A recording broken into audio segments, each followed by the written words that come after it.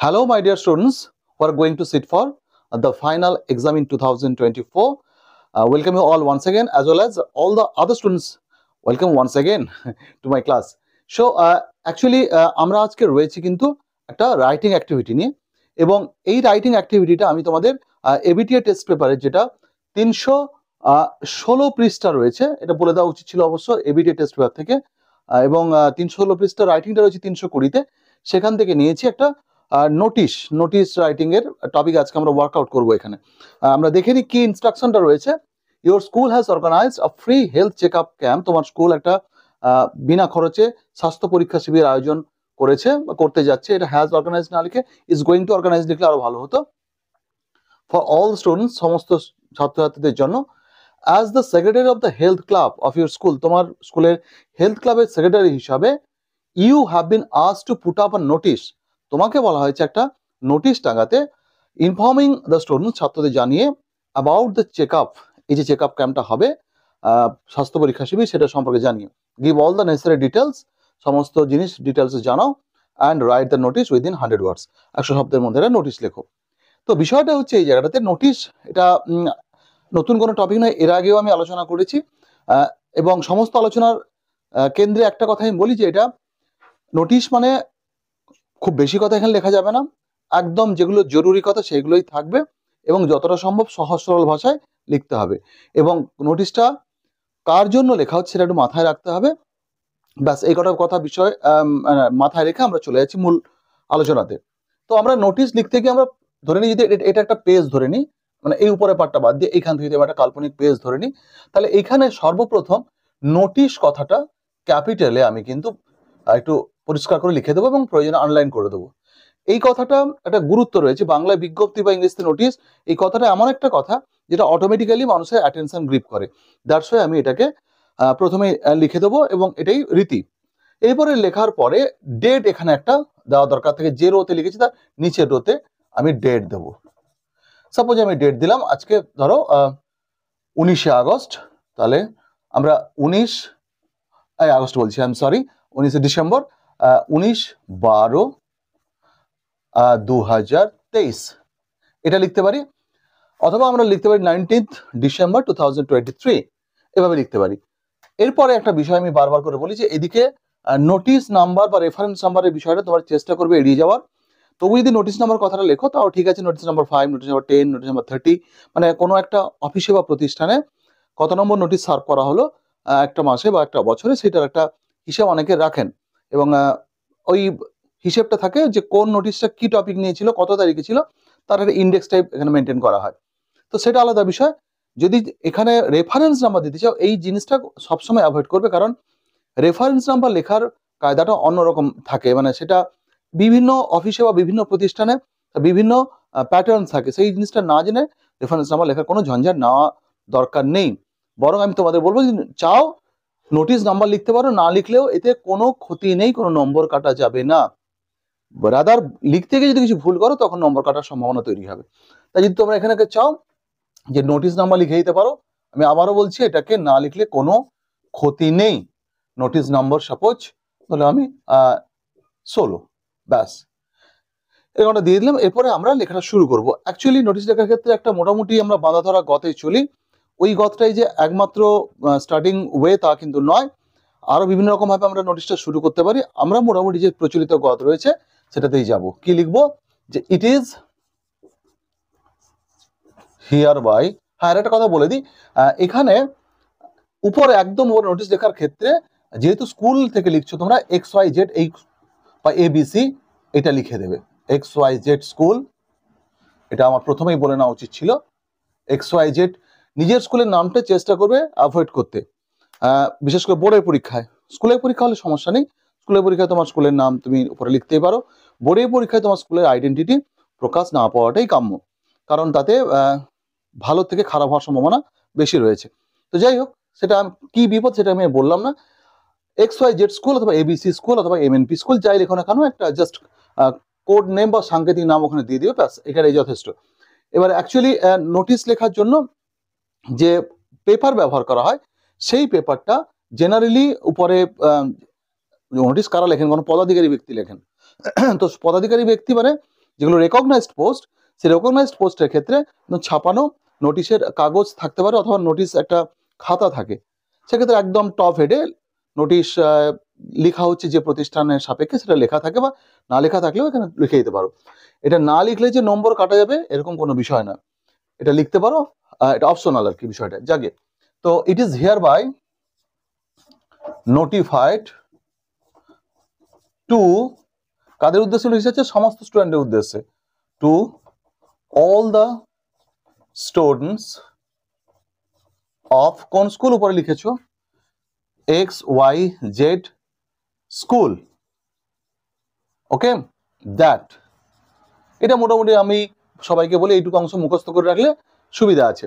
যাই হোক, it is hereby notified to all the students I am sorry of XYZ school that our school, oh sorry, just a second, okay, our school is going to organize a free health checkup camp, free health checkup camp, এবারে কত তারিখে on, এবারে বিষয়টা হচ্ছে যদি ধরে নি মাধ্যমিক স্কুল তাহলে 5 to 10, আর যদি এইচএস স্কুল হয় তাহলে 5 to 12, এতগুলো ক্লাসের স্টুডেন্টকে একদিনে কোনো ক্যাম্প অ্যাটেন্ড করানো খুব চাপের, তাই দুদিন ধরে ক্যাম্পটা হবে। এটা বলতে পারো হয়তো মাধ্যমিক স্কুল হলে হয়তো একদিন করা যাবে, কিন্তু সেখানেও বেশ চাপ আছে। তো আমি জেনারেলি এটা দুটো দিন আমি নিয়ে নিচ্ছি।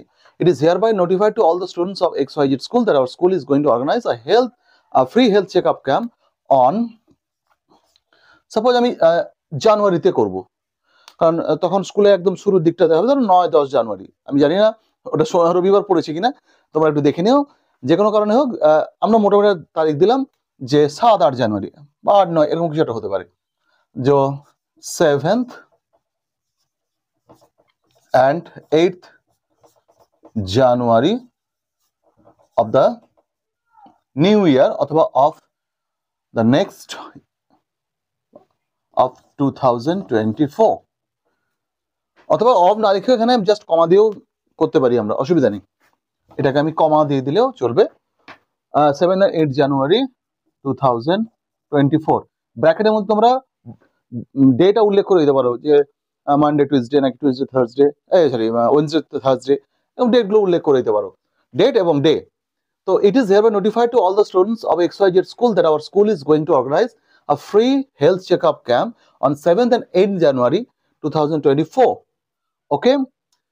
এইবারে ডিটেলিংসটা একটু দিতে হবে, এবার লিখে দিবে কি the health staff from the nearby government hospital,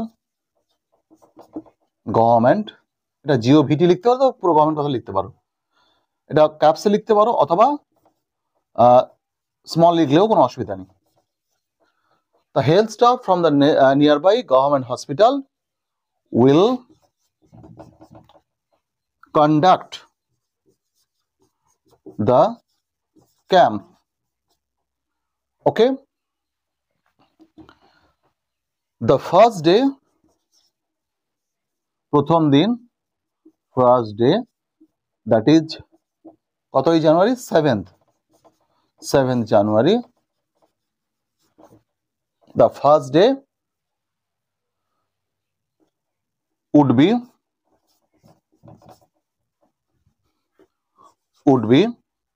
for the students of, এটাকে অন্যভাবে লেখা যেতে পারতো, the students of 5 to 8 are asked to attend the camp on 7th January. The first day would be for the students of classes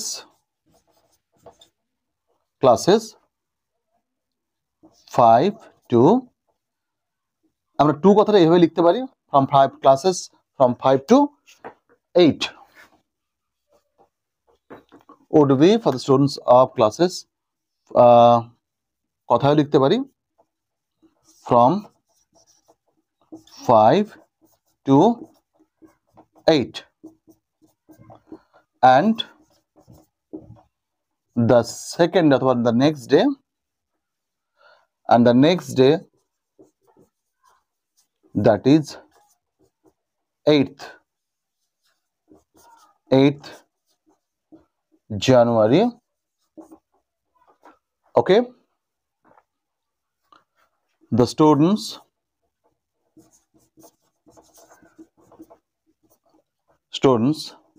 of classes from 9 to 12 are asked to attend the camp.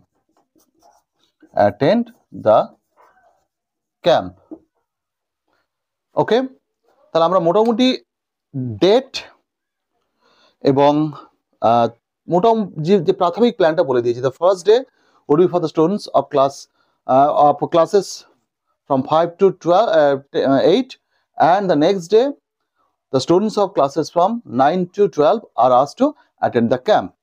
হলো, তো এখানে একটা আমি semicolon দিয়েছি। এখানে আর যদি একটু detailing দিতে চাও দিতে পারো যে 4টে রুমে ক্যাম্পটা অনুষ্ঠিত হবে, তাহলে এক একটা রুমে একটা ক্লাস, এটা আমাদের সহজ একটা হিসাব। The camp will be held in 4 rooms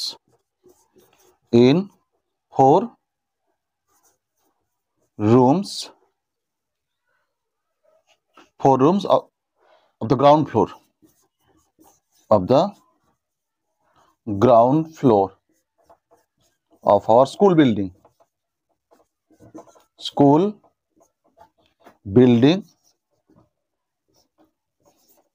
কটা থেকে স্টার্ট হবে এটা বলে দিতে হবে, কটার মধ্যে চলবে। The camp will be held in 4 rooms of the ground floor of our school building and it would continue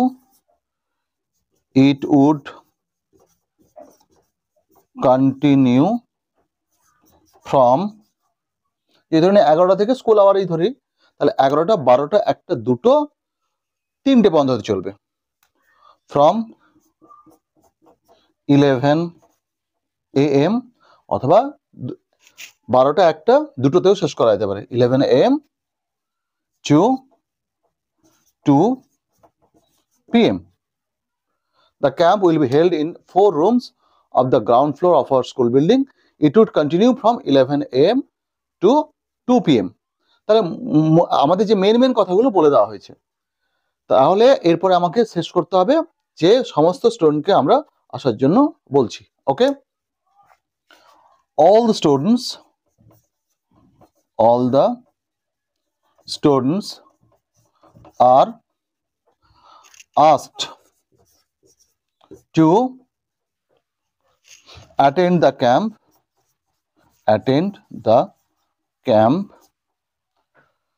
to get checked up, এটা লিখতে পারি, অথবা to make it successful. All the students are asked to attend the camp to make it successful.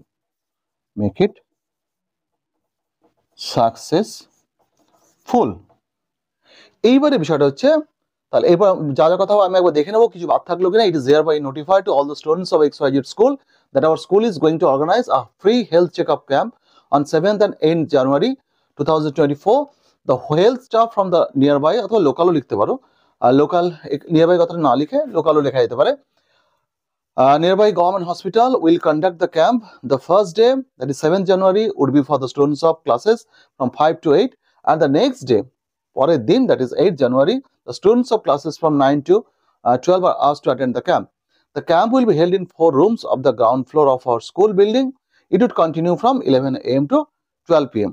All the students are asked to attend, positively কথা লিখে দিতে পারো, to attend the camp positively to make it successful. এখানে কথাটা আমরা camp এখানে positively কথাটা add করতে পারি, positively to make it successful. এরপরে তুমি তোমার নাম লিখবে, আমি ধরে নিচ্ছি যে তোমার নাম হচ্ছে সাপোজ মৌলি পাল, ওকে, মৌলি পাল, তুমি দেখা গেল হেলথ সেক্রেটারি, তাহলে কি দাঁড়ালো, দ্য সেক্রেটারি